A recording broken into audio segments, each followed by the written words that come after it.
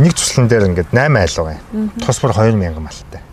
Тэгээд бэлчээр гэж байхгүй. Ерөөсөө л ингээд дөнгөс ажиллах тэгшлэгчээр тасцсан юм шиг байдалтай байхгүй.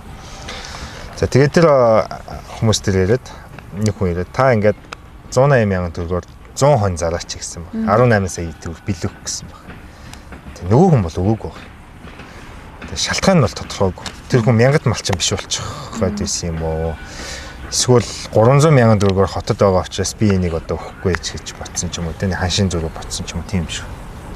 Харамсалтай жилийн дараа тэр цусланд байсан 8 айл ихэнх нь бол зууданд малаа алдсан. Тэгээд зарим бас бүс нутгуудад ингэж тэ хадлангаа одоо наадам өнгөрсөн. Ерөөсөө бушуухан хадъя. Одоо наадмын маргааш намар гээл мөн адил одоо энэ бол миний харахаар бол үүрэн болоогүй байхгүй. Үүрэн болоогүй унаагүй байхад очиод л хадаад авчдаг тий. Тэгэхээр дараа жил нь тэнд мөн л бэлчээлийн гарсан. Буурд. Одоо яг нөгөө хуулаараа өвлжийн хаварчны газрыг эзэмшүүлээд гэрчлэгээ болгоцсон байхгүй. Тэгэхээр өвлжийн хаварчны газар тэр одоо малчны хувьд бол одоо ганц байгаа нэгдлийн газар гэсэн үг байхгүй. Гэтэл цуслан намаржааны бэлчээр бол нийтийн өмч. Өөрөөр хэлбэл цуслан зуны хугацаанд ашиглан тэр бэлчээрийг бол нийт дундаа л хэрэглэнэ. Гэдэг ингээ хуулийн заалтаараа байд. Тэгэхээр цуслангийн газрыг бол ер нь манай малчид сэлгэх, өнжих одоо тэгээ амраах талын ажил бол айгүй хойрог. Гэтэл одоо манай эрдэмтэд юу зөвлөдгөөр нугын одоо бэлчээрийг бордож за нөхөн сэргийх хугацаа олгоод дээрэс нь ингээ бордоход нугын хадлан авах боломжтой бүр ингээ туршил судалгаар баталсан байхгүй. Яагаад гэвэл тэр нуг бол богино хугацаа сэргийх боломжтой. Чийг агуулж тий. Тийм учраас тэнд жоохон үр нэмэрлэн цацаад бордоогоор ингээд бордож өгөөд тэнд ингээд хашаад тэгээд байгалийн бэлчээртэй ингээд харьцуулахад тэнд хадлагын газар үүсгэх бүрэн боломжтой байхгүй. Бүр тэг зарим ингээд нугын хадлангаас жилд 2 удаа хүртэл ингээд хадлангийн хугацаа авч ирсэн тийм туршилтууд ч байгаа. Тэгэхээр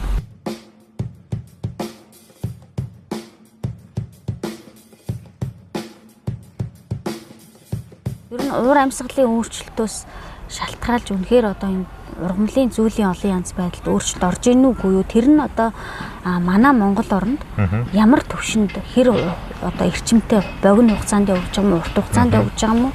Хэрвээ зүйлийн олон янз байдал нь хасагдаж нэмэгдэж байгаа бол хэр энэ хэлбэлцэл нь хэр байгаа гэдгийг одоо өөрийн орны уур амьсгалтай ойролцоо төстэй Азийн орнууд, Европын орнууд энэ сүлжээ бусад одоо орнуудтай харьцуулаад тэрэн дээр бас үнэлт өгөх юм боломжтой юм судалгааны ажил байгаа. Тэгэхээр хаан хинтээ дээр бол асралт хайрхныг сонгосон. Тэнд бол хүн малын нөлөө байхгүй. Зөвхөн одоо уур амьсгалын өөрчлөлтөөс үүдэлтэй нөлөөллийг л тооцох боломжтой. Энэ өөрөөр хэл ядаж ингээд ойрхон богино хугацаанд нүгэж тий. Тэгэх юм бол ядаж тэр суурин газартаа байгаа ургамал нь жоохон ч гэсэн сэргэх боломж олгоод ингээд тэр сэргэх хугацаа олгомоор байна. Тэгэхгүй тэгээ манайх чинь ингээд тэр ургамлдаа ингээд сэргэх хугацаа олохгүй ингээд иг маггүй юусоо дараалал ингээд бусдын зунжангаа идчихээр тэр ургамал маань хөгжлийн үе шатаараа цэцгэлж чадахгүй, үрэлж чадахгүй ингээд баян ингээд болчиход байгаа хгүй. Тэгэхээр та одоо малчтад хандж хэлэхгүй те. Ер нь малчид одоо энэ бэлчээрээ сайжруулах гэвэл юунаас эхлэх ёстой юм те. Одоо тэр мэдлэг мэдээллийг хаанаас олж сонсох ёстой, хэн тандах ёстой. Тэгээ юу н ямар аргачлалыг хийвэл боломжтой вэ? Та энэ тал дээр юу гэж хэлэх вэ? Яг аргагүй малчид маань одоо залуучж юм л да. Тэгээд одоо манайхны ярьдгаар хашир туршлагатай малчид. Одоо тийм хүмүүс маань цөөрж байна.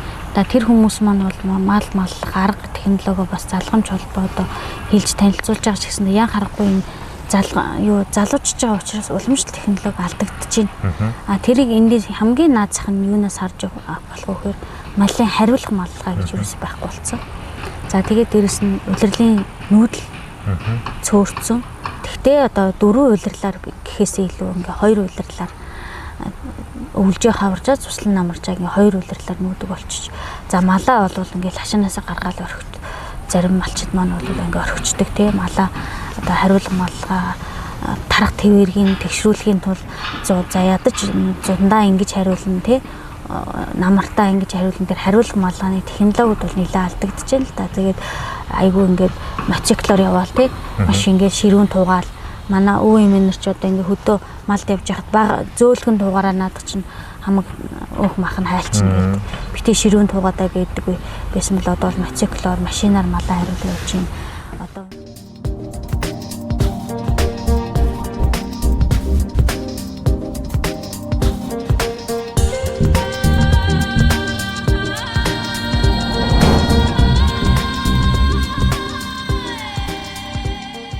За сайн бацгаана уу. Та бүхэнд энэ сайхан өглөөний мэндийг хүргэе. Хаанти подкаст ээлжид нэгэн ярилцлага өргөх гээд өнөөдөр та бүхэнд одоо мал аж ахуйн элдэм шинжилгээний хүрээлэнгийн одоо бэлчээл тэжээлийн салбарын элдэм шинжилгээний ахлах ажилтан доктор Ганцайтай ярилцгаад байж байна. Тэгээ өнөөдөр бид нар болохоор Хаанти засгийн хамгаалалтын газрын тухай болон ер нь бусад одоо энэ бэлчээл тэжээлийн тухай бас ярилцсан гэж бодож байна. Тэгээд сайн байна уу та?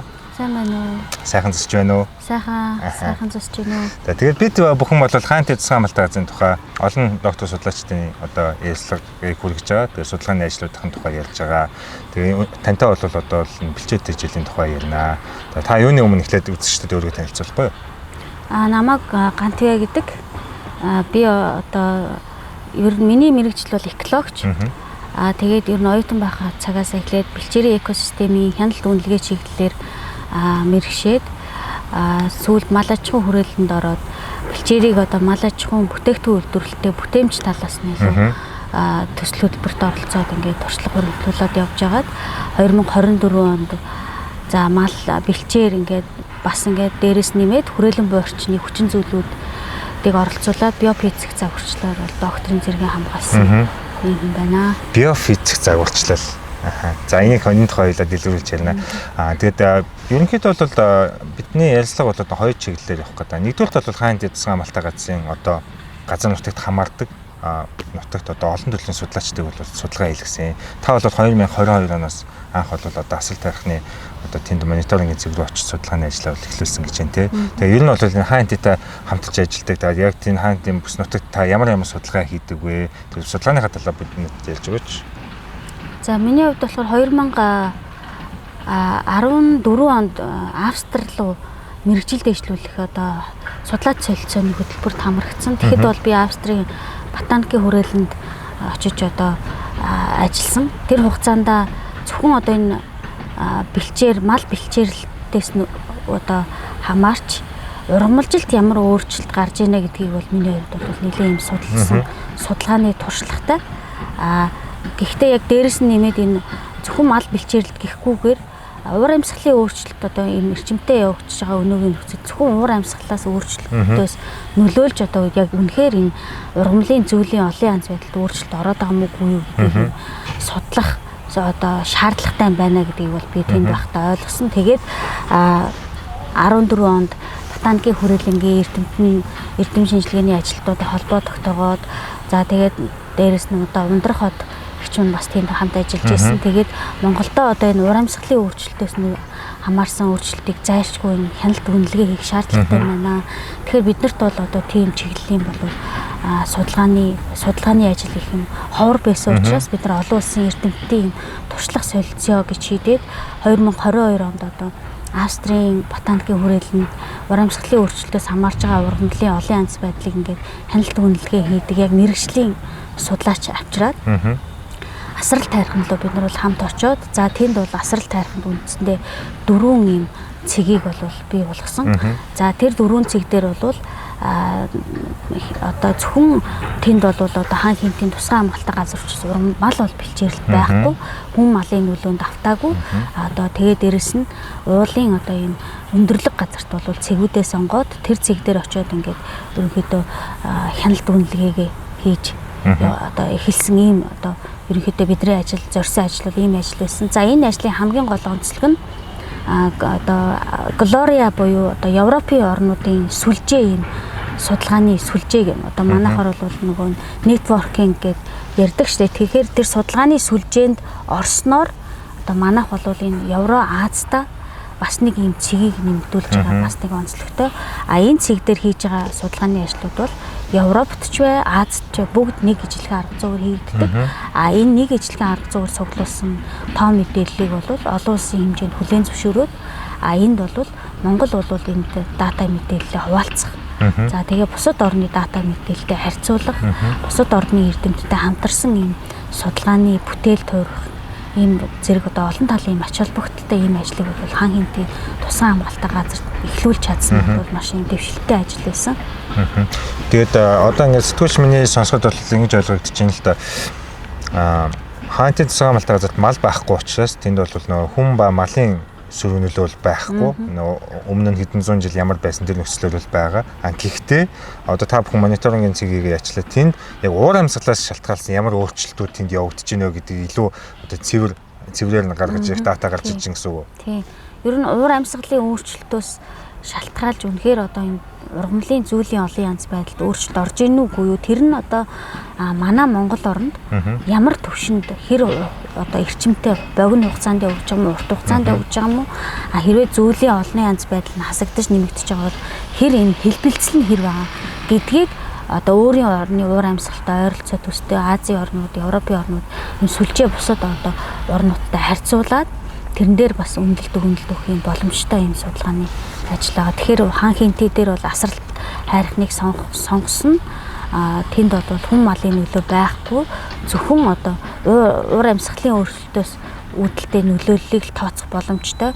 Энэ өөрөөр хэлбэл урт хугацааны одоо цагуурын үзүүлэлттэй холбон судлах ийм судалгаа гэсэн үг. Мэдээж бол цаг хугацаа бас шаардсан ажил баг. Гэтэ ингээд одоо одоогийн байдлаар энэ судалгааны одоо үржилсэн дүгнэлт ингээд ямар хөө байгаа вэ? Үнэхээр одоо тэнд уур амьсгалаас бас өөрчлөлт байна уу? За бид нар бол ер нь энэ бол альва ийм ургамлын хяналт үнэлгээний ажил бол ер нь урт хугацаанд одоо судалгааны үр дүн илрэх боломжтой. Урт хугацаанд авч үргэлжлүүлж авч явах хэрэгтэй энэ ажил.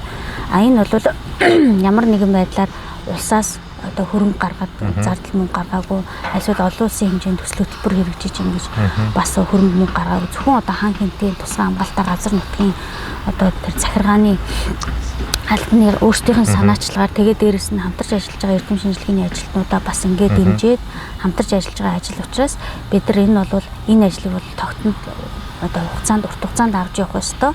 Тэгэхин тул бид нар бол 2 жил уг нь бол яг арга зүй нь бол 5 жилд нэг удаа очиж хяналт үнэлгээ хийх ёстой. Бид нар бол 2 жил тутамд очиж одоо 3 удаа тоо мэдээлэл цуглуулчаад одоо газар дээрээс нь тоо мэдээлэл цуглуулчаад байгаа. Тэгэхээр энэ эхний байдлаар ямар одоо асралт хайрх нь дээд ургамал, доод ургамал, за тэгээд дээд ургамал дотор ямар зүйл байна вэ? Зүйлийн бүртгэл маягийн тоо мэдээлэл бол цуглаад тэр тоо мэдээлэлээр бол нодлон хан хинтийн тусгай хамгаалалтаа газар нутгийн зохион байгуулалт ээлжид одоо эрдэм шинжилгээний баг хуралд бол ханы ихтгэл хэлбэрийг хэвлүүлсэн байгаа. Энэ нь бол би яг тэр нодлон болсон тэр эрдэм шинжилгээний хурал дээр бас нэлээд олон ихтгэлүүдийг сонсч байсан байхгүй. Тэгэхэд бол за асалтаас өөр одоо хинтийн өмнө зүгийн нутгуудад бол цэвдийн кэсэлт маш их байна гэж дүнэлт гарч ирсэн. Тэгээд цэвдийн кэсэлт дээр бол энэ одоо гол шалтгаалж байгаа зүйл нь болохоор хөрсний талхалдал.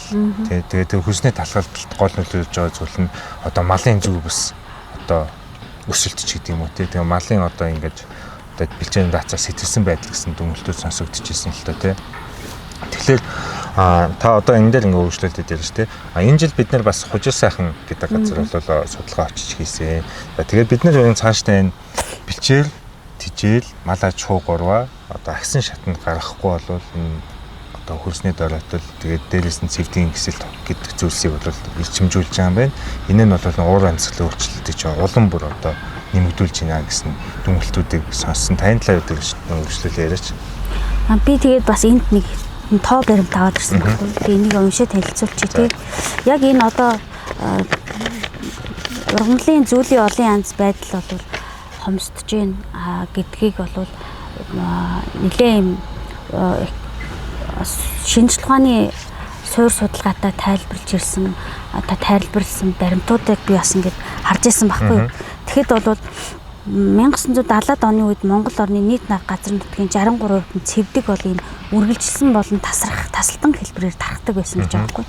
Тэгэхээр 2016 онд 29.3 болж буураад цэвдгийн алдрал бол ихсэж байна гэсэн юм судалгааны тоо материал байд юм. Тэгэхээр Монгол орны цэвдгийн өмнөх хил бол 45 жилийн хугацаанд 100-аас 200 км хойшлоод за гадаргын өндрийн зүй тогтол 240-900 м-ээр дээш шуугдаж цэвдгийн тархалт 50% хүртэл буурч алдагдлалд орж байгаа гэдгийг бол судлаач тогтоосон байна. Тэгэхээр энэ зүйл ургамлын зүйлийн олон янз байдлын багасж байгаа. За манай Монгол оронд бол нийт эдбэр газрынх нь 80% хөдөө аж ахуйн эдбэр газар тэр дотор одоо бэлчээрийн газар хамгийн их одоо эзэлдэг учраас бэлчээрдээ дандаа тулгуурлаж ярьдаг. За бэлчээр дээр аваад үзэхээр яагаад тэрийг бэлчээр гэж нэрлэж мал бэлчдэг учраас бэлчээр гэж нэрлэж байгаа. А гэтэл бэлчээрийн одоо ургамлын зүйлийн бас бүрдэл бол хумигдж гин багасж гин гэдэг нь бол энэ цаагуураас цэвдгийн алдралтай холбоотой. Өөрөөр хэлбэл одоо тэр тухайн одоо ургамал ургах таатай орчин нөхцөл бол бага багаар ингээ өөрчлөгдөж байна. Зөвхөн одоо ургах боломжтой.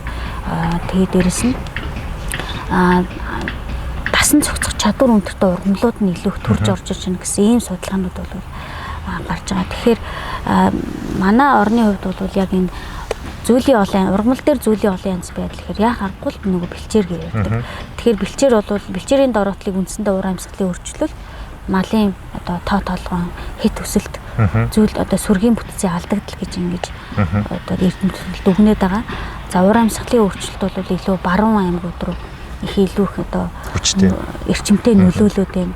За төвийн бүстэй бол энэ бэлчээрийн хит ашиглалтаас үүдэлтэй одоо ойт хээрийн бүс мөртлөө тий ойтой бол ойтой одоо за хээрийн ургамалтай бол ургамалтай энэ сайхан одоо хөрсний чийг харьцангуй гайгүй байдаг энэ бүс нутагтаа бүр одоо дороотл илүү явагдаж байна гэсэн судалгааг бол бас судлаач тогтоогоо гаргаад ирсэн. За зүүн тишээ бол бас мөн одоо малын бэлчээрэлтэй холбосон ийм дороотлын шинж тэмдгүүд илэрч байна гэсэн судалгааны ажлууд бол гараад. Энэ дээр нэг юм тодруулах гэсэн. Одоо ингээд зүйлийн олон янз байдал гэхлээр та бүхэн бол хожил сайхан судалгаа хийж байхдаа 1 метр квадратад хэдэн төрөл зүйлийн ургамал ургаж байна вэ гэдгийг тоолж бүртгэж ирсэн шүү дээ тий. Тэр бол хамгаалалттай газар байсан. Тэгэхээр тэр хамгаалалттай газар одоо жишээлбэл 1 метр квадратад хэдэн ургамал байгаа юм. Тэр дундчаал бас хамгаалалт бол саяны бидний ярьсан энэ баруун төвийн зүүн бүсийн дороотцсон газрууд тэр одоо хэд байгаа энэ хоорондын зөрүүн хий нь ямар хуваа вэ? За тэгэхээр бид нар энэ хавар хужир сайханд очиж судлаачд очиж судалгааны ажлуудаа хийж гүйцэтгсэн. Тэгэхэд бол бид нар бол энэ тусгай хамгаалалттай газар нутаг гэдэг бол өөр одоо менежментийн үйл одоо ажиллагаатай. Тэнд бол одоо малын бэлчээрэлт байхгүй, одоо хүн малын нөлөө багтай, байгалийн зэрлэг амьтдтай одоо тархсан ийм одоо газар нутаг байсан. За тэнд бол бид нар ямар нэгэн байдлаар тухайн зүйлийн олон янз байдал нөлөөлийн судалгаа гэхээс илүү тухайн бүс нутагт байгаа биологийн төрөл зүйл тэр дотор ургамлын тэр зүйлийн олон янз байдал нь хэр байгаа юм бэ бүртгэсэн. Ингээд дээрэс нь бид нар одоо ой мод за тэгээ бутлаг ургамал за тэгээд энэ өвслөг ургамлуудыг бол бид нар бүртгэж гаргасан бүртгэлийг бол хийсэн. Тэгэхээр бид нар бол тэнд ямар зорилготой судалгаа хийсэн бэ гэхээр одоо манай дэлхийн нийтээр бол ингэж юм л да 2030 он гэхэд зүйлийн хомсдлыг зүйлийн олон янз байдлыг устгахыг зогсооё. За 2050 он гэхэд байгальдаа цасдан зохицож амьдрья гэсэн зорилго тавиад дэлхийн нийтрээ тэрэнд бол одоо Монгол улс нэгдээд орцсон. Өөрөөсөө үүрэг амлалт авцсан. Тэгэхээр манай Монгол орн бол хамгийн юм дэвшилттэй тавьсан зорилт нь юу гэхээр тусгай хамгаалалттай газар нутгийн хэмжээ 30% дүргэнэ гэдэг ингээд үүрэг амлалт авцсан. Тэрийгэ биелүүлэх гээд ингээд явж байгаа. Тэгэхээр хан хинтийн тусгай хамгаалалттай газар нутаг гэдэг бол одоо бас тэр нэг үүрэг амлалтын одоо хамгийн гол объект нөхгүй. Тэгэхээр тэнд бид нар юуг хамгийн гол нь судлах вэ гэхээр энэ ногоон өнгөтэй тий ургамал хөрсөн дээр хөрсийг ингээ хочцсон байгаа ногоон ургамал дээрээс нь өвслөг ургамал бутлаг ургамал мод маань нүүрс төрөгчийг хэр шингээж байна. За дэлхийн нийтээр бол их ялгаруулж байгаа нь их одоо хариуцлага үлээнэ. Бага ялгаруулж байгаа нуудад тодорхой үүрэг амлалтаа биелүүлнэ ингээд үүрэг амлалтаа явуулж байгаа. Манай Монгол улсын хувьд хэдийгээр одоо бусад улс оронтой харьцуулахад одоо нүүрс төрөгчийн ялгарл бага хэмжээнд байдаг ч гэсэндээ бидний авсан үүрэг амлалт бол нүр төрөгчийн шингээлтийг нэмэгдүүлнэ, сайжруулна гэдэг ингээд зорилт тавьсан байхгүй юу. Өөрөөр хэлбэл тэрбум мод гэх хөтөлбөр байна. Тэр бол бас ногоон байгууламжийг нэмэгдүүлж байгаа. За тэгээ бэлчээрээ сайжруулна гэж ярьж байгаа. Энэ бол бас шингээлт нэмэгдүүлж байгаа бас нэг арга хэмжээ. Гэтэл тусгай хамгаалалттай газар нутаг гэдэг бол тэнд хүн малын нөлөө бага учраас ногоон мас ихтэй учраас нүүрс төрөгчийн шингээлтийг нэмэгдүүлэх боломжтой. Тэнд зөвхөн одоо ямар ямар төвшин шингээж байна вэ гэдгийг бид нар эхлээд суур үндсэн одоо дата гаргаж авах хэрэгтэй байхгүй. Тэгэхээр бид нар хужир сайханд бол тийм зорилго тавьсан. Судалгааны ажил бол зорилгоосоо хамаарат хийж байгаа харга зүйн харилцаа адилгүй. Бид нар бол хужир сайханд ингээд метр квадрат талбайд ургамлын бичиглэлийхэд одоо тухайн газрын хэвгээ гэж ярьдаг шүү дээ. Ландшафтаас хамаарат харилцаа адилгүй байсан. За голын нуруугаа ортоод ирэхээр бол ургамлынхын зүйлийн олон янз байдал нэг метр квадратд нэг 25 орчим зүйл бүртгэжсэн бол за уулынхаа одоо урд ингэр хэсгээр бол нэг 18-аас доош одоо 15-аас 18 янзын ургамлын зүйлийн бүртгэн. За бүр ингээ хураа хэсэгтээ бол зарим газар бол ингээ 12-аас 15 зүйл бүртгэгдсэн. Энэ бол яг нь зүйлийн олон янз байдлын хувьд бол тухайн энэ одоо экосистемд бол байх ёстой хэмжээндээ байгаа. Энийг мал бэлчдэг газартай харьцуулаад үзэхээр юунд дээр зүйлийн тооноос илүү одоо зүйлийн бүрдэл дээр өөрөөр хэлбэл манай мэрэгжлийн хэлгээр бол ямар зүйл үйтэн ургамал байна уу, буурцэгтэн ургамал байна уу, алаг үүс байна уу те. Тэр дотроо одоо энэ буурцэгтэн ургамал нь хэдэн хувь байна. Тэнд бол нүүрс төвшин шингээлтийн одоо шингээлтэд хамгийн гол нөлөө үзүүлж байгаа буурцэгтэн ургамал бол одоо 100-ны хэдэн хувьд нь харьцаатай байна гэдэг ч юм уу. Тэр талаас нь илүү бид нар одоо фокуслж судалгаагаа хийсэн юм байна. Тэгэхэд бол одоо яхааргүй тусгай амгалтай газар нутгаас зүйлийн олон янз байдал бол хайцсангүй илүү. Гэтэр мал бэлчдэг талбай дээр бол за бүр дороотцсон газарт бол метр квадрат бүртгээд бол нэг 5-аас 8 зүйл бүртгэгддэг. Яг 100 метр квадратд ингээ явуут байдлаар зүйл бүртгэхэд нэмэгдээд нэг 5-аас бас нэг 5 зүйл нэмэгдэх ч юм уу. Тэгтээ яг тэр зүйлүүд рүү ингээд ороод үзэхээр өртөн буурцагтны харьцаа бол бага.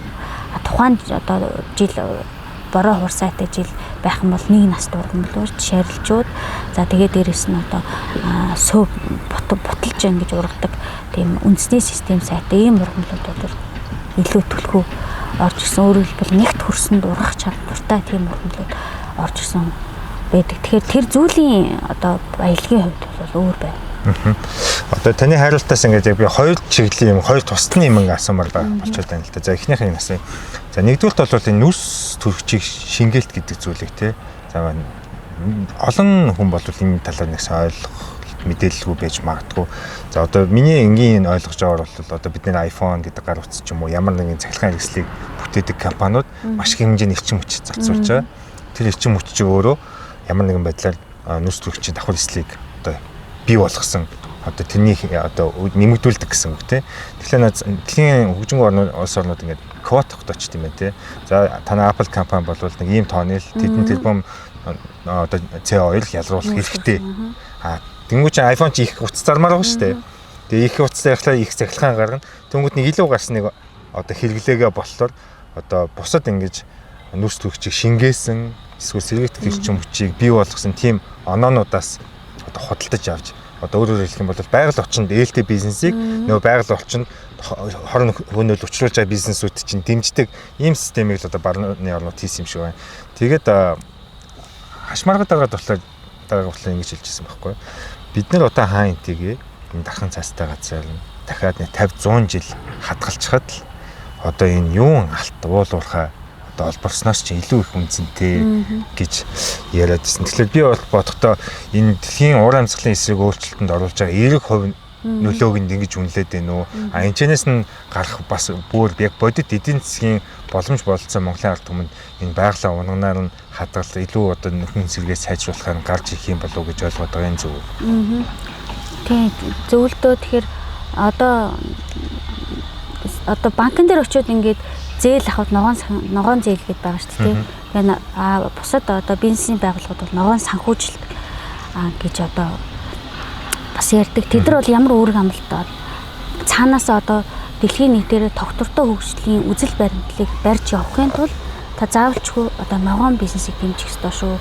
Санхүүжилтийн чинь тодорхой хувийн ногоон санхүүжилт рүү орох ёстой шүү гэдэг шалгуур үзүүлэлт тавиад өгчхөөр тэд нар одоо үйл ажиллагаа хэвээ явуулахын тулд зайлшгүй одоо жишээлбэл сэргээгдэх эрчим хүч те нарны хавтан, салхин, сенс те өөр юу гэдгийг байгалийн байгальтай айл болохоор сөрөг нөлөө бага үзүүлэхүүц ийм үйлдвэрлэл бизнесүүдийг дэмжихэд бол илүү анхаарч ажиллаач гэдэг энэ чиг баримжааг бол дэлхийн нийт барьж ажиллаж байгаа учраас одоо манай улсад ч гэсэн ялгаагүй ингэж явж байна л да. Жишээлбэл одоо манай залуу үеийнхэн бол би ингээд Баян хонгорын жинс рүү ингээд залуу үеийнхэнтэй хамт судалгаанд явж замдаа ингээд хоолнд орж байгаа байхгүй.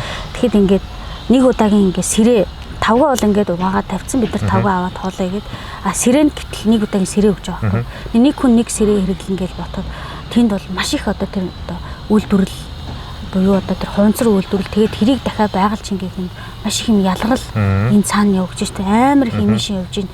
Энэ яах гэж ийм нэг удаагийн сэрэг хэрэгжилж байгаа юм бэ гэж залуучууд ярьж байгаа. Тэгэхээр манай одоо залгамж хойш үеийнхэн бас энийг бас харцангуй сайн ойлгодог болж. Тэгэхээр энэ бол яхааргүй ногоон байгууламж, ногоон ургамал тэгээд байгаль нь одоо аль болохоор хөрснө ургамлаар хучигдсан. За тэгээд дээрэс нь байгальтай ээлтэй ийм байдлаар үйл ажиллагаа явуулах юм яхааргүй бид нар одоо нүүрс төрөгчийг одоо ялгаруулах нь багасгаж чадахгүй ч гэсэндээ тэр одоо шингээлтийг нэмэгдүүлэх боломж бидэрт биш юм. Яг гэвэл Монгол орн бол одоо асар удам, өргөн удам нутагтай хүн ам цөөдөө тархаа бутархаа энэ тэнд ингэж суурьшид амьддаг учраас тэнд бол ургамлыг таримлжуулах тэжээлийн олон наст ургамлыг таримлжуулах ой модтой бүс нутгаар ой модыг нэмж тариалах энэ бол яхаарахгүй эерэг байдлаар шингээлтийг нэмэгдүүлэх гэж харагдсан. Бид нар өөрсдөө ч гэсэн үүрэг амлалт авсан.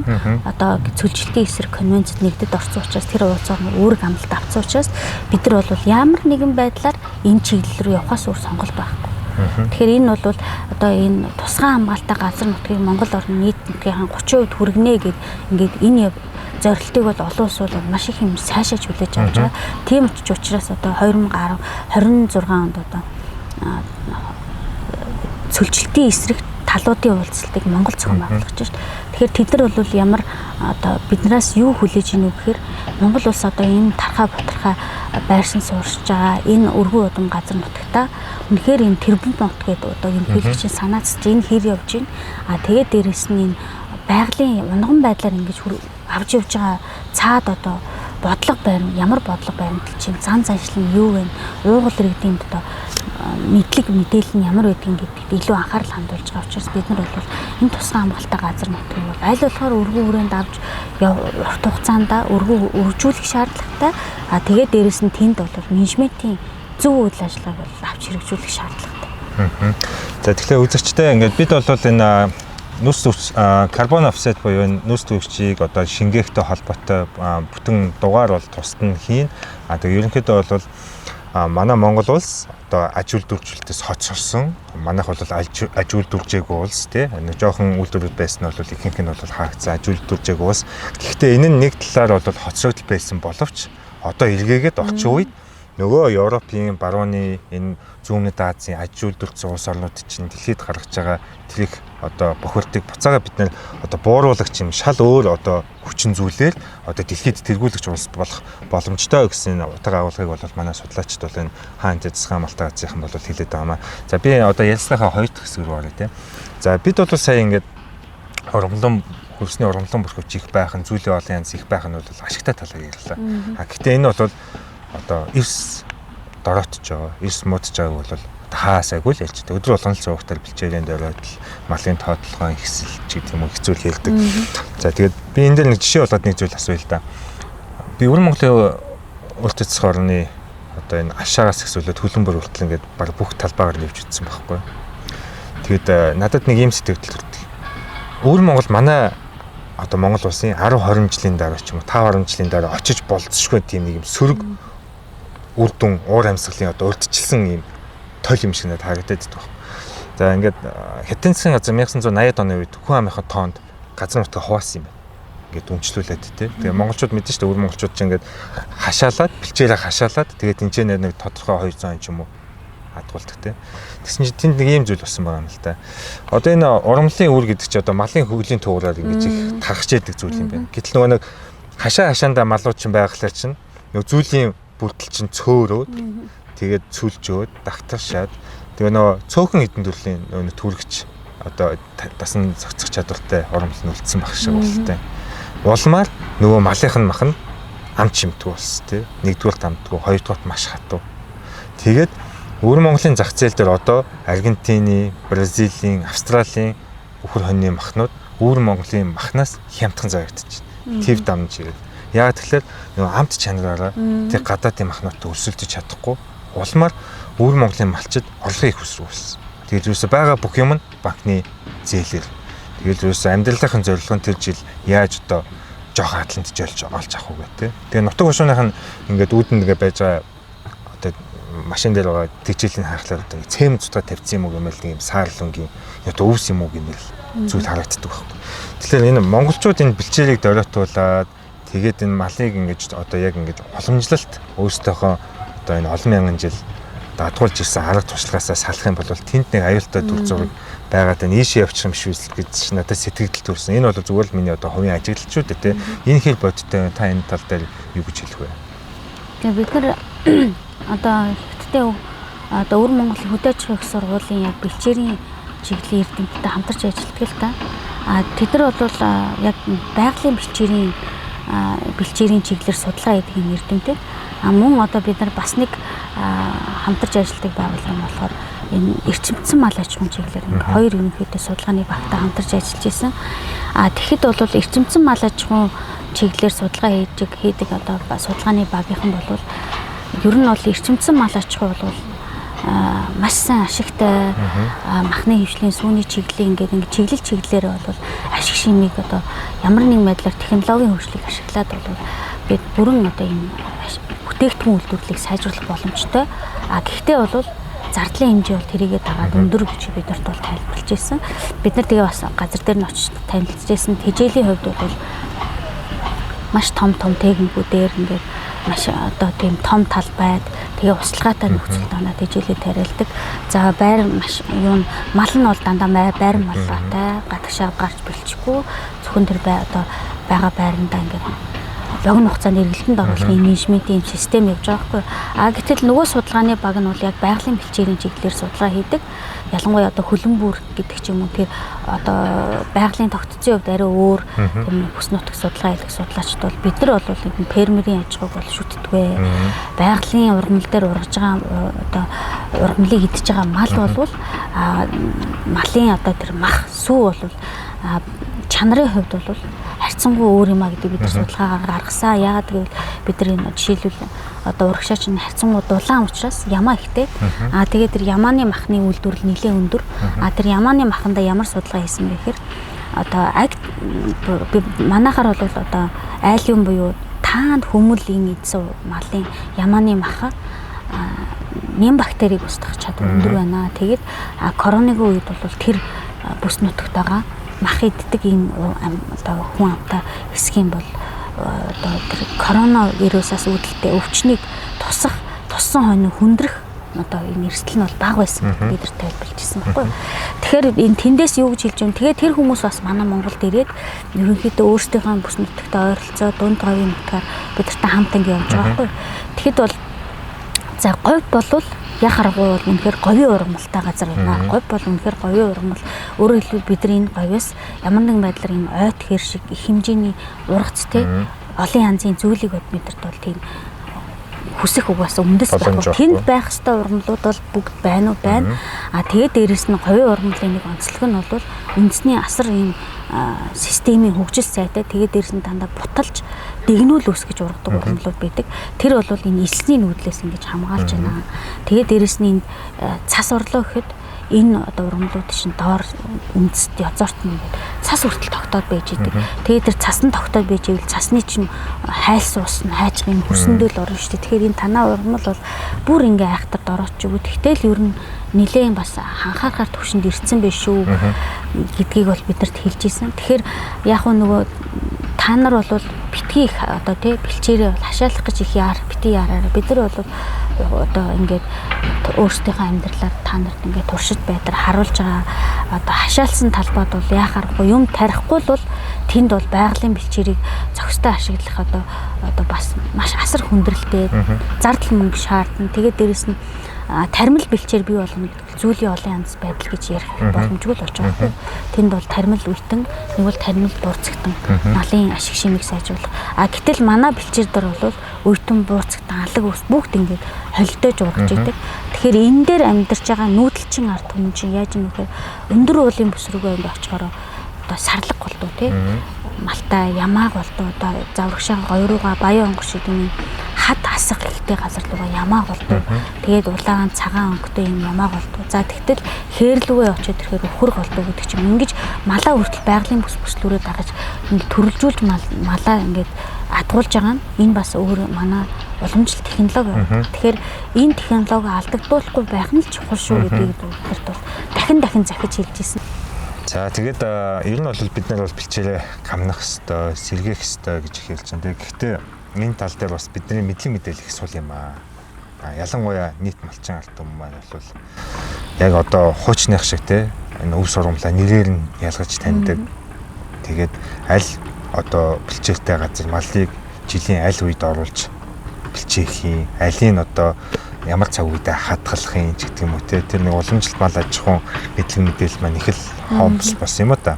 Тэгээд харж байхад бол ингээд одоо бол малчид бас ингээд цаг уурын өөрчлөлт энэ ган зууд аянга үеэр ус гээл те маш ойрхон тавчинчдаар малын тоо толгойг хордуулж авчирсан. Бид ямар нэгэн байдлаар өөр зүйл авч хэрэгжүүлэх хэрэгтэй байна гэж боддог байсан. Тэгэхээр та одоо малчдад хандж хэлэхгүй те ер нь малчид одоо энэ бэлчээрээ сайжруулах гэвэл юунаас эхлэх хэрэгтэй юм те одоо тэр мэдлэг мэдээллийг хаанаас олж сонсох хэрэгтэй, хэн тандах хэрэгтэй. Тэгээ юу н ямар аргачлалыг хийвэл боломжтой вэ? Та энэ тал дээр юу гэж хэлэх вэ? Яг аргагүй малчид маань одоо залуучж юм л да. Тэгээд одоо манайхны ярьдгаар хашир туршлагатай малчид. Одоо тийм хүмүүс маань цөөрж байна. Тэр хүмүүс маань бол мал арга технологи бас залгамж холбоо одоо хэлж танилцуулж байгаа ч гэсэн яг харахгүй энэ залуучж байгаа учраас уламжлалт технологи алдагдчихээн. Тэрийг эндээс хамгийн наад зах нь юунаас харж болох вэ гэхээр малын хариулах маллага гэж юусэн байхгүй болсон. За тэгээд дээрэс нь улирлын нүүдэл цөөрцөн. За танах одоо хаагур өвлжөөч хаагур гэдгээ. За өвлжөө хаваржааны газар бол гэрчлэгээ олгоод бүр ингээ суурин болгоцсон шүү дээ. Өвлжөөний яагаад гэвэл тэнд одоо хашаас арвч нь байгаа. Тэгэхээр өвлжөө хаваржааны газараасаа за үсрээл манайх нэг хангаа газараа бол 10 км л нүүжин дөө гэл. За яг говь руугаа ороод ирэхээр жоохон 20-30 км болж уртсэж байна. Тэгтээ одоо 4 улирлаар гэхээсээ илүү ингээ 2 улирлаар өвлжөө хаваржаад цуслан намарчаа ингээ 2 улирлаар нүүдэг болчих. За малаа бол ингээ хашаанаас гаргаад орхид. Зарим малчид маань бол ингээ орхичдаг те малаа одоо хариулга маллага тарах твэргийн тэгшрүүлэхийн тулд за ядаж зундаа ингэж хариулна те намартаа ингэж хариулна тэр хариулга малганы технологиуд бол нэлээд алдагдаж байна л да. Тэгээд айгүй ингээд мотоциклоор яваал те маш ингээд ширүүн туугаал манай өвөө эмээнэр ч одоо ингээд хөдөө малд явж хахад бага зөөлхөн туугаараа наадах чинь хамаг өөх мах нь хайлчин гэдэг. Битээ ширүүн туугаадаа гэдэг байсан бол одоо бол мотоциклоор машинаар малаа хариулж явж байна. Одоо унлага эдлэгэнд ашигладаг нөгөө адуу маань бүр одоо унлага эдлэгээс одоо бүр гарцсан байна. Догшин болохоор барьж чадахгүй гэдэг ч юм. Тэгж хэлж байгаа малчтай олон л их таарч юм л да. Тэгэхээр яхаарахгүй одоо малчт маань хамгийн наазах нь бэлчээрээ зохистой ашиглахын тулд та нар яах ёстой вэ гэд өөртөө ч асуудаг л да залуу малч. Тэгээ бид нар бол юу гэж хэлдэг вэ? Одоо 4 улирлаар айл болохоор нүүдлээ. За нүүдэл хоорондын зайгаа жоохон холдуулаа. Бүр ингээ ойртох гээд байгаа ойрхон нүүх гээд ингээ техник боломж болцоо баг хүн хүч баг болвол ядаж ингээ ойрхон богино хугацаанд нүгэжээ тий. Тэгэх юм бол ядаж тэр суурин газартаа байгаа ургамал нь жоохон ч гэсэн сэргэх боломж олгоод ингээд тэр сэргэх хугацаа олгомоор байна. Тэгэхгүй тэгээ манайх чинь ингээд тэр ургамалдаа ингээд сэргэх хугацаа олохгүй ингээд иг маггүй юусоо дараалал ингээд бусдын зунжангаа идчихээр тэр ургамал маань нөх хөгжлийн үе шатаараа цэцгэлж чадахгүй, үрэлж чадахгүй ингээд байнга ингээд болчиход байгаа хгүй. Тэгэхээр тэр талаас нь бол бид нар бол уламжлалт мал маллах технологи одоо уламжлалт мэдлэгээ сайжруул. Тэгээд дээрэс нь нүүдлийнхаа тоог нэмдүүл богино хугацаанд ядаж нөгөө календараа харж агаад за одоо нэг 7 хоногийн дараа нүүе те. За одоо нэг 10 хоногийн дараа нүүе гэдэг ингээ 10 хоногийн хугацаанд давтамжтай ч хамаагүй ингээ сэлгээд байгаарэ. Тэгээд дээрэс нь хэрвээ ингээд тухайн бүснүүд зарим ингээ газруудад очихоор малчит маань ингээд бас зохион байгуулалтанд орсон байна л да. Малчтын нөхөрлөл байна, бүлэг байна, хоршоо байна. Зарим малчтын нөхөрлөл, бүлэг, хоршоо сайн ингээд хоорондоо хамтарч ажиллаж байна. За хэдүүлээ энэ одоо хэсгийн бэлчээрээ энэ өвөлдөө бэлдээд жоохон нөөцлжиё гэдэг ингээд хоорондоо сайхан тохиролцоод ийшээгээ мал явуулахгүй шүү. Энэ хэсэгтээ одоо зундаа хэд хоног бэлчээ уул руугаа одоо сэрүүн газар руугаа гаргая гэдэг ингээд хойролцоо ярилцаж тохиролцоод тэр нөөц бэлчээр гаргаж байна. Тэгэхээр бид нар бол ингээд яг зусж байгаа цуслангийн газар дээр нь очиж ургамлын бичиглэл хийхэд ихэнх ургамлууд бол энэ тачир сэрэг намхан тэгээ бид нэг ургац хайчилж байгаа байхгүй. Тэгэхэд бол хайчнаас жоохон өндөр ийм ургамлууд хайчилж байгаа ш. Тэгтэл тэр нөөц бэлчээр нь хаана ингэж асууж байгаад бид нөөцлж байгаа бэлчээр дээр нь очиод утсан чинь бүх удаа тэр нөөц бэлчээрийн ургамлууд бүгд ингээд энд хажууд байгаа юм шиг ингээд толгойлцсон тий. Зарим нь ингээд цэцгэлцэн одоо үр цутгалт нь явагдаж байгаа. Бүгд ингээд бүр одоо миний баг ингээд ташаагаар мөндөр ургамалтай газрууд байна. Одоо говийн нутгуудаар ч гэсэн бас тийм газрууд байна. Тэгэхээр манай малчид бол одоо дээр үеэсээ нүүн хот айлын одоо системээр яваад сурцсан учраас тэр хот айлаараа сайхан ярилцаад боломж гарвал бас тэгж болж байна. Зохион байгуулалтаа бэлчээрээ сайхан амраад өнжөөгөө сэлгээд явж болж байна. Аль эсвэл одоо тухайн зарим газар ингээд очихоор ходог усгүй учраас тэнд мал бэлчдэггүй байхгүй. Ходог ус багтаа газар ингээд мал бэлчдэггүй хэсэгт нь очихоор энэ ургамлууд маань ингээд үрээ хаях боломжтой болсон. Олон настай ургамлууд, үйтэн буурцагт ургамл.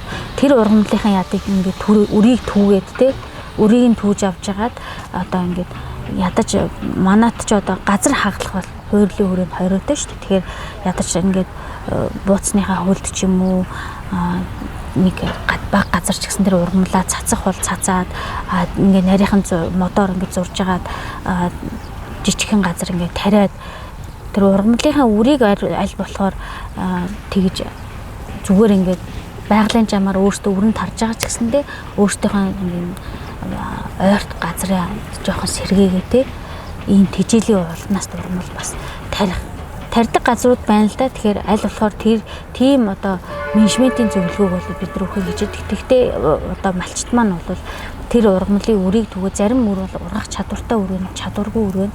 Тэгэхээр одоо тэрийг ямар одоо лабораторийн нөхцөлд онцлох боломж байх биш. Тэгэхээр ямар ч байсан олон настай ургамлынхаа үрийг түгээ тэр үрийг нь цацах боломжтой. Альсвал байгаль дээрээ ургаж байгаа олон настай тэр ургамлтай бэлчээрээ одоо хамгаалах тий. Одоо ингээд би 3 жилийн өмнө Баруун аймагт одоо нэр газрын хэлээд яхав. Нэг цуслан дээр ингээд 8 айл байгаа юм. Тус бүр 2000 малтай. Тэгээд бэлчээр гэж байхгүй. Ерөөсөө л ингээд дөнгөс ажиулах тэгшлэгчээр тасцсан юм шиг байдалтай байхгүй. За тэгээд тэр хүмүүс тэр яриад нэг хүн яриад та ингээд 180 мянган төгрөгөөр 100 хон зараач гэсэн баг. 18 сая төгрөг билүүх гэсэн баг. Тэг нөгөө хүн бол өгөөгүй баг. Шалтгаан нь бол тодорхойгүй. Тэр хүн мянгат малчин биш болчих байсан юм уу? Эсвэл 300 мянган төгрөгөөр хотод байгаа учраас би энийг одоо өгөхгүй гэж бодсон ч юм уу. Тэний ханшийн зүрх бодсон ч юм уу тийм шүү. Харамсалтай жилийн дараа тэр цусланд байсан 8 айл ихэнх нь бол зууданд малаа алдсан. Тэгээд зарим бас бүс нутгуудад ингэж тэ хадлангаа одоо наадам өнгөрсөн. Ерөөсөө бушуухан хадъя. Одоо наадмын маргааш намар гээл мөн адил одоо энэ бол миний харахаар бол үрэн болоогүй байхгүй. Үрэн болоогүй унаагүй байхад очиод л хадаад авчдаг тий. Тэгэхээр дараа жил нь тэнд мөн л бэлчээрийн гарцсан буурдаг. Одоо яг нөгөө хуулаараа өвлжийн хаварчны газрыг эзэмшүүлээд гэрчлэгээ болгоцсон байхгүй. Тэгэхээр өвлжийн хаварчны газар тэр одоо малчны хувьд бол одоо ганц байгаа нэгдлийн газар гэсэн үг байхгүй. Гэтэл цуслан намаржааны бэлчээр бол нийтийн өмч. Өөрөөр хэлбэл цуслан зуны хугацаанд ашиглах тэр бэлчээрийг бол нийт дундаа л хэрэглэнэ гэдэг ингээ хуулийн заалтаараа бид. Тэгэхээр цуслангийн газрыг бол ер нь манай малчид сэлгэх, өнжих одоо тэгээ амраах талын ажил бол айгүй хойрог. Гэтэл одоо манай эрдэмтэд юуг зөвлөдгөөр нугын одоо бэлчээрийг бордож за нөхөн сэргийх хугацаа олгоод дээрэс нь ингээ бордоход нугын хадлан авах боломжтой бүр ингээ туршил судалгаар баталсан байхгүй. Яагаад гэвэл тэр нуг бол богино хугацаа сэргийх боломжтой. Чийг агуулж тий. Тийм учраас тэнд жоохон үр нэмэрлэн цацаад бордоогоор ингээд бордож өгөөд тэнд ингээд хашаад тэгээд байгалийн бэлчээртэй ингээ харьцуулахад тэнд хадлагын газар үүсгэх бүрэн боломжтой байхгүй. Бүр тэг зарим ингээд нугын хадлангаас жилд 2 удаа хүртэл ингээ хадлангийн ургац авч ирсэн тийм туршилтууд ч байгаа.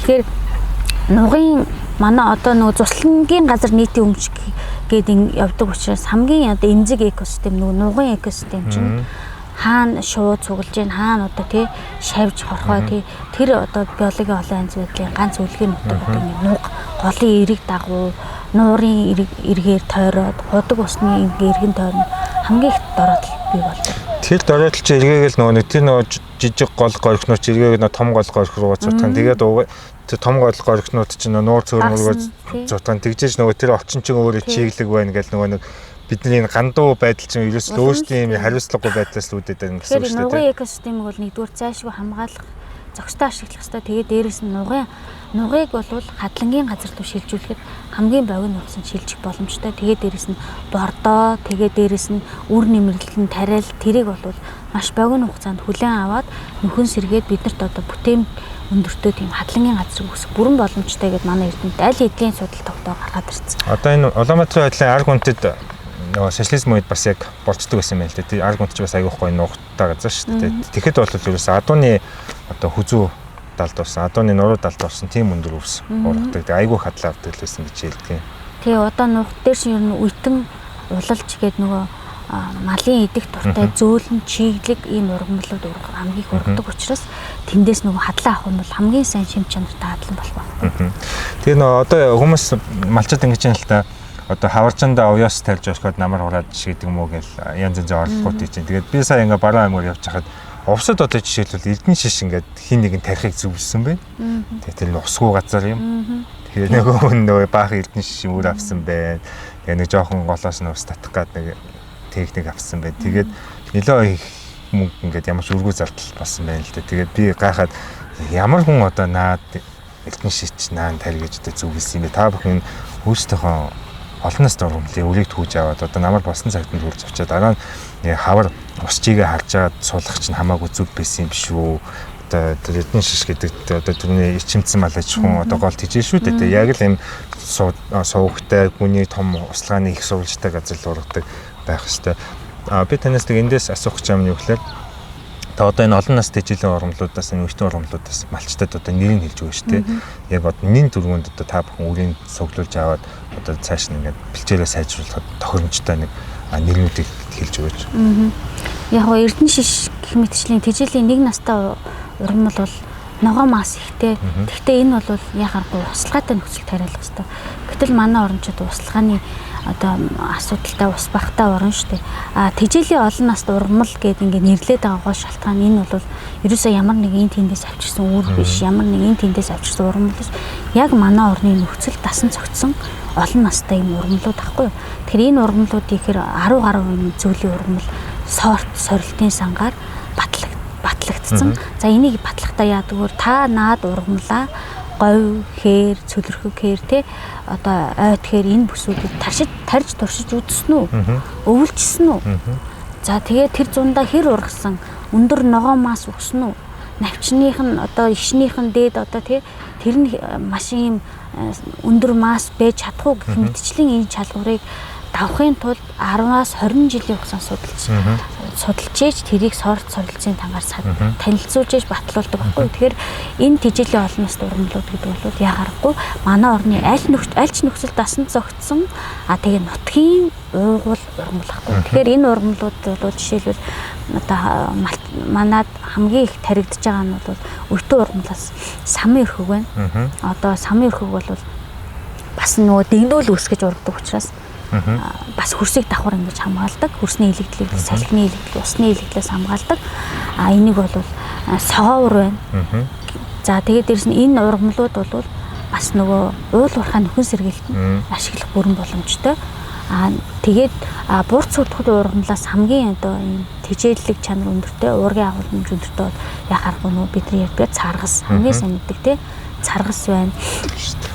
Тэгэхээр энэ ургамлууд мал бол манай аль ч нөхцөлд бол манай хүрээлэнгийн туршилтын цэгүүд дээр туршигдаад одоо ингээд талбай дээр уургаад ямар ч услгаагүй нөхцөл байгалийн аясаар ургах бүрэн боломжтой. Цагаас бол бүр услгаатай нөхцөлд жилд 2 хадлаа боломжтой шүү дээ. Хэрвээ та тэр ургамлаас үр авах гэж байгаа бол эхний жил хадлаа авахгүйгээр 2 дахь жилээс нь хадлаа аваараа тэгээд үрийг авах боломжтой. Хэрвээ үр биш зөвхөн одоо юм ургацын зорилттой тэжээлийн зорилтоор тарьж байгаа бол шууд эхний жилээс хадлаа авах боломжтой. Тэгээд дор хаяж одоо дээрх нь үед бол 10 жил гэж ярьдаг. Сүүлийн үед одоо энэ ургамал уур амьсгалын өөрчлөлтөд холбоотой 7-8 жил бол ургац алдах. Тэгэхээр энэ бол 1 жил тариад 7-8 жил ургац аавна гэдэг бол бас бидэрт бол эдийн засгийн хувьд маш хэмнэлттэй шүү дээ. За миний сүүлийн асуулт хөдөө орон нутгаар явж байгаад ингээд залуу хүмүүстэй тааралдаад би асуудаг байхгүй. За ямар мэргэжилтэй болох чинь юу гэдэг болох чинь гэхлээр ихэвчлэн хүчний байгууллагыг сонгосон байдیں۔ Дотоодын хамгааллын их сурвалж гэдэг юм дээ. Цэрэг цагтаа хил. Тэгээд миний бодлоор бол эдгээр мэргэжилтнүүд бол Монгол улсад хангалттай байдаг л байна л та. Гэхдээ яг ингээ харж байгаа тэр хот айланд тэр суманд за жишээлбэл нэг баг 300 гаруй өрхтэй баг байлаа гэж бодвол тэр 300 гаруй өрхтэй баг дотор агроном ч юм уу тийм малын тэжээл ч юм уу тийм энэ чиглэлээр мэргэжил эзэмсэн нэг ч хүн байхгүй байхгүй. Тэр хүмүүс чинь бэзэс тэр мэдлэг тийг шингээх, дамжуулах одоо энэ хүрээлэн болон их сургуулиуд дээр баваал дамжуултуудыг нөгөө нэг төвшөндөө байгаа аав ээж ах дүүстэй тарах ч юм уу ингээд юм холбогч нь болох хэрэгтэй юм шиг байна л. Тэгээд энэ холбогч нь амьд холбоо бүхий холбогч байхгүй боллоо чинь мянга одоо ингээд зурагтаар яриад одоо та бэлчээрээ сайжуул малаа багсах гэхлээр чи нөгөө малчтад бол ийж наалтахгүй байгаа юм шиг надад одоо хөдөө явж байгаа тэгж харагддаг байхгүй.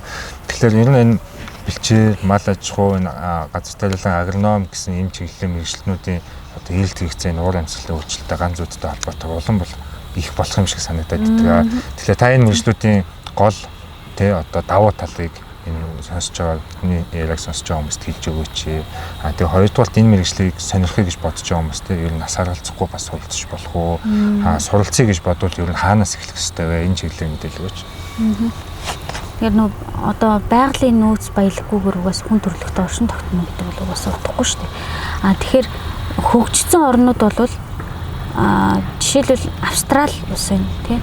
Австрали улс бол одоо жишээлбэл мэрэгжлийнхаа хэрвээ та манай Австрали улсад суралцж байгаа бол хамгийн 1 номерын мэрэгжил хөдөө аж ахуйн чиглэлээр суралцж байгаа бол танд бид бүрэн одоо төрөл бүрийн тэтгэлэг боломжтой шүү гэх ингээд одоо бодлохороо 1 номерын мэргэжлийн agriculture science буюу хөдөө аж ахуйн чиглэлийн мэргэжил гэж зарласан байхгүй. Тэгэхээр хөгжсөн улс орнууд бол environmental science, agriculture science гэх хөдөө аж ахуй, байгаль орчин, хүрээлэн буй орчны чиглэлийн мэргэжлүүдийг дандаа нэгдгээр тавьсан. Тэгэхээр энэ чиглэлээр суралцж байгаа бол та манай ийм тэтгэлэг байна, ийм сургууль байна ингээ бүх олон янзын сонголттой болцсон.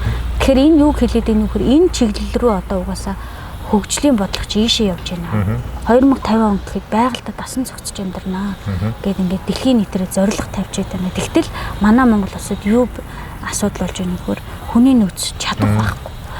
Хүний нөөцөө чадхаа бэлтгэхийн тулд бид нар хамгийн эхлээд одоо энэ хувь хүний мэдлэг мэдээллийг дээшлүүлмээр байна. Жишээлбэл та өнөөдөр одоо нэг удаагийн хунцар самд усыг аваад гарах уу, байнга олон удаа хэрэглэдэг самд усаа хийгээд аваад гарах уу гэдэг чинь хамгийн наазгын байгаль дээлтэй боловсрал ахгүй. Тэгэхээр энэ боловсралыг бол ингэж үе шаттайгаар угаасаа ингээ байнга олгож явах ёстой. Гэтэл манай улсад бол хамгийн гол хөдөө аж ахуй, бэлчээр тэжээлийн салбарт бол яг хүний нөөцийн алдагдлалд орсон. Тэгэхээр одоо энэ жилийн хувьд бол одоо боловсролын амнаас маш сайхан юм бодлогын дэмжлэг гаргасан. Хэрвээ одоо малчны хөөхд малын бэлчээр тэжээл энэ чиглэлээр суралцах байгаа бол үн төлбөргүй хөдөө аж ахуйн сургууль, мал аж ахуй биотехнологийн сургууль үн төлбөргүй суралцуулнаа гэдэг ингээд ийм шийдвэр гаргацсан байгаа. Тэгэхээр энэ чиглэлээр одоо сонирхож байгаа залуучууд нь суралцах бүрэн боломжтой. Тэгээд дээрэс нь хэрвээ та одоо зөвхөн одоо хот газар амьдрах гэж байгаа бол компьютерийн чиглэлээр мэдээл одоо за одоо би буруу ярьж байгаа. Ер нь бол хөдөө аж ахуйн чиглэлээр, бэлчээрийн чиглэлээр одоо малын тэжээлийн чиглэлээр мэргэжил эзэмшлэг энийг бол дэлхийн нийтээр амьдралын ухааны их сургуулийн нэрлэлсэн шүү. Life science тий. Тэгэхээр амьдралын ухаанд суралцж байна л гэсэн. Та хэрвээ энэ чиглэлээр суралцах юм бол хаан ч утсан амьдрах бүрэн экосистемийн бүх одоо ингээд хоорондын одоо холбоотой үйл явцуудыг ойлгоод авчна гэдэг чинь Би энэ ургамлыг тарихын тулд хөрсөн чихтэй байх хэрэгтэй. Хөрсөө чихтэй болохын тулд би юу хийх ёстой, тэр хөрсөндөө юу өгөх ёстой, ямар шин тэжээл дутаад байна. Миний ургамал яагаад урахгүй нь бороо орохгүй байна уу те? Нарны одоо нартай өдрийн той халуун болоод байна уу гэ. Энийг тэгээд дээрэс нь тэрийг мал идснээрээ миний мал надад хэр хэмжээний сүү, ноос ноолоо мах өгөх вэ гэдгийг ингээд бүх эргэлтийн системээр нь ойлгоод авчна гэдэг чинь тэр хүн амьдрал суралцж байна л гэсэн. Тэгэхээр энэ бол яа харахгүй ингээд уур амьсгалын өөрчлөлт болоод дороотл ихсэд ирэхэд та амьдралын ухааны их сургууль сурчвал хаант ч амьдрах чадвартай болно л гэсэн. За тэгэхээр үзэгчдээ бид нар хиймэл оюун ухааны үед амьдарч байна. Хиймэл оюун ухаан бол улам бүр одоо энэ мэдээлэл суурилсан, цахилгаан эрчим хүчин суурилсан маш олон зүйлсийг бол одоо үгүй болж өөртөө нэгтгэж байгаа. Саяхан 2-3 жилийн өмнө бол IT инженерийн мэргэжил маш өндөр эрэлттэй байлаа. Гэтэл одоо IT инженерүүдэд ажил олдох боллоо 3 жилийн дотор тийм. Яг л нэг хиймэл оюун ухаан компьютертэй суурилсан энийг одоо дата өгөгдлүүд чинь нэмийг маш хурдан амарчилж байгаа. Гэхдээ нэг юм бол хүнсийг хоол тэжээлийг бол хүн яг гаргаараа л идэх тийм. Энийг бол компьютерээр хийх боломжгүй. Энийг хиймэл оюун ухаанаар тооцоож болох боловч гүйцэтгэж болох боломжгүй маа. Тэгээ биднэрт өнөөдөр цаг зав гаргаж энэ сайхан үнэтэй мэдлэг туршлагаасаа хуваалцсан танд баярлалаа. Тэгээ цаашдаа ажил үйлсэд нь хүнд амжилт хүсье. За баярлалаа. За